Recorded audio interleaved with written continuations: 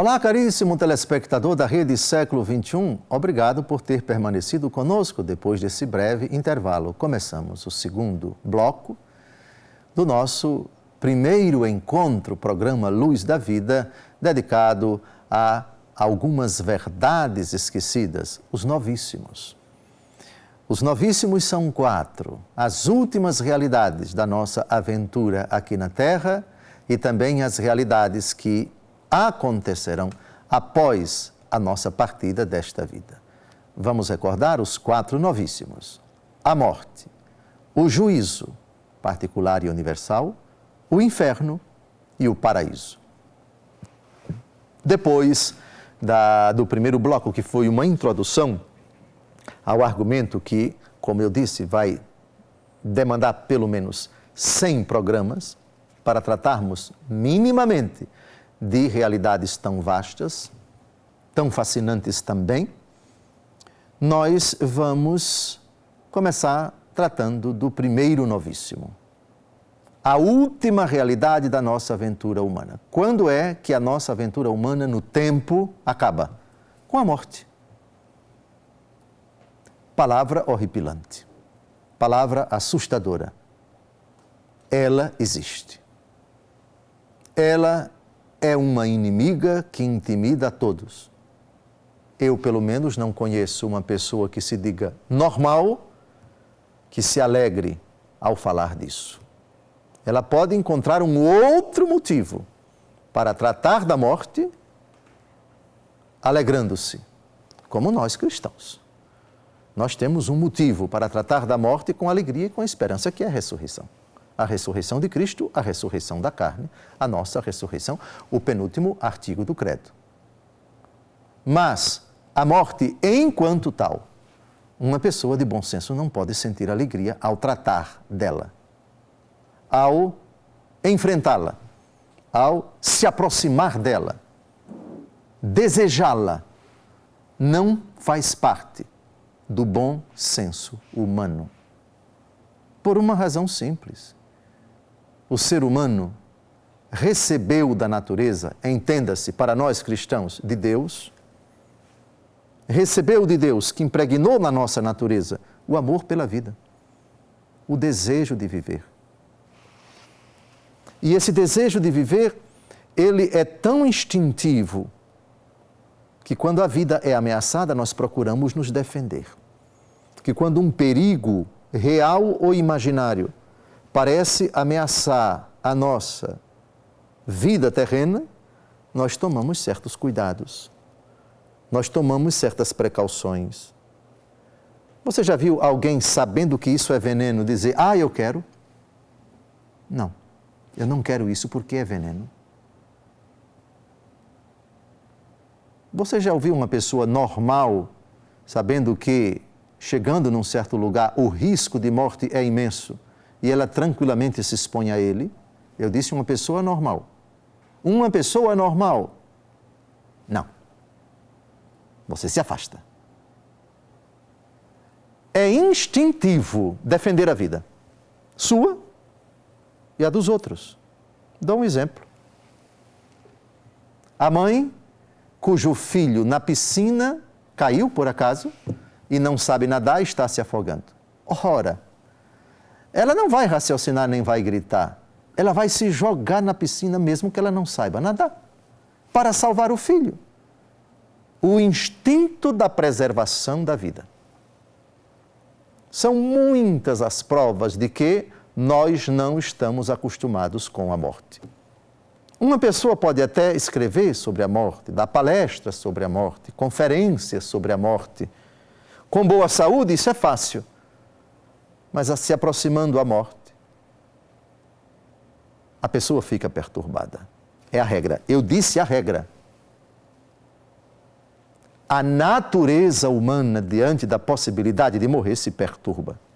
E nosso Senhor Jesus Cristo, Deus que se encarnou, quando se aproximou o momento derradeiro no Jardim das Oliveiras, e recomendo a você que leia com atenção as horas, 10 horas, 12 horas, 13 horas, que antecederam o julgamento de Nosso Senhor, a sua flagelação o seu julgamento ímpio, sua coroação de espinhos, Jesus com a cruz às costas até o Calvário. O que aconteceu nas horas que antecederam? Na verdade, na véspera e à noite da véspera de sua morte. Jesus, no Jardim das Oliveiras, apavorou-se, angustiou-se. Minha alma está aflita até a morte. Fiquem aqui e vigiem comigo. Disse Jesus que, na narrativa do Evangelho segundo Lucas, suou sangue. Portanto, num primeiro momento, essa realidade, morte, que vamos tratar agora à luz da Escritura, da tradição e do magistério, ela é espantosa, horrorosa, assustadora, amedrontadora, se você quiser, que causa calafrios em nós, desestrutura-nos tremendamente. E essa é a regra. Porque Jesus, nosso Salvador, reagiu assim. Qualquer exemplo de quem reage serenamente, desejando a morte, como quem deseja um sorvete, como quem deseja uma macarronada, com o devido respeito, essa não é a regra. Não é esta a reação que Deus colocou em toda a natureza humana. Essa reação extraordinária pode ser explicada por uma outra coisa, por um outro motivo. Mas a regra, Deus Todo-Poderoso encarnado, a regra é Jesus. É pavoroso, é horripilante morrer. É trágico demais, é cruel demais. É uma realidade dura demais. A morte é covarde. A morte não poupa ninguém. A morte é um elemento sociologicamente, biologicamente repulsivo, que contraria completamente o seu oposto, que é a vida. Imaginemos agora, e essa é uma prova de que nascemos para viver e não para morrer, vislumbremos um exemplo extremo. Uma pessoa, qualquer que seja a idade, em situação in articulo mortis, ou na iminência da morte, quase morrendo, mas o organismo não se entrega. O quadro é crítico, quase que irreversível, mas os aparelhos às vezes podem indicar uma reação tremenda do organismo que se recusa a morrer, que não quer absolutamente se entregar à morte. Isso às vezes espanta, causa perplexidade aos profissionais que estão na UTI. Enfermeiros, anestesistas, médicos, etc., plantonistas. O quadro é crítico, mas o organismo se recusa a dizer: eu perdi. A vida se recusa a se entregar. Às vezes, inconscientemente, uma pessoa, no seu organismo, o próprio organismo, reage contra essa possibilidade maldita que acaba ceifando a nossa existência terrena. Teria muito mais para tratar dos aspectos psicológicos, sociológicos, culturais da morte.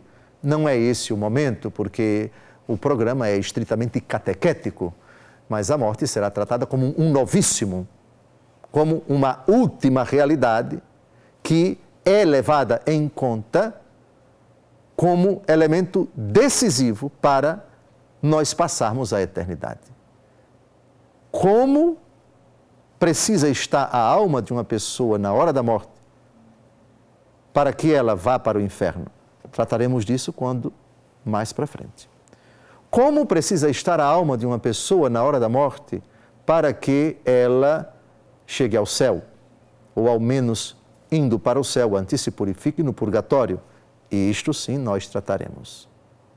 Depois, como elementos que orbitam em torno desta realidade, a morte, nós vamos tratar da conversão final, mas também da impenitência final.